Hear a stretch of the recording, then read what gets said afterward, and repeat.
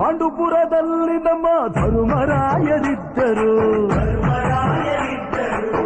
ಹೆಣ್ಣಿಂದ ವನವಾಸವೆಂದು ಸತಿಯ ನಿಂದಿಸಿದ್ದರು. ಅತ್ತಳಮ್ಮ ದ್ರೌಪದಿಯು ಅಮ್ಮ ಅಣ್ಣಮ್ಮ ಎಂದು ಮಾನವತಿ ಹೆಣ್ಣಿಗೊಂದು ಸ್ಥಾನ ಕೊಡುಬಾರೆ ಎಂದು ಸೀರೆ ಉಡಿಸಿ ಬಳೆಯ ತೊಡಿಸಿ ಬಳೆಯ ತೊಡಿಸಿ ತಾಳಿ ಕಟ್ಟಿಸಿ ಹೆಣ್ಣು ಇಲ್ಲದೆ ಧರ್ಮ ಇಲ್ಲ ಎಂದು ಬೋಧಿಸಿ ಧರ್ಮನಿಗೆ ತಲೆಗೆ ಏಳು ಮಡಿಕೆ ಕೂರಿಸಿ ಕೈಗೆ ಕತ್ತಿ ಕೊಟ್ಟು ಕರಗ ಶಕ್ತಿ ತೋರಿಸಿ ನನ್ನನ್ನು ಶಂಕಿಸಿದರೆ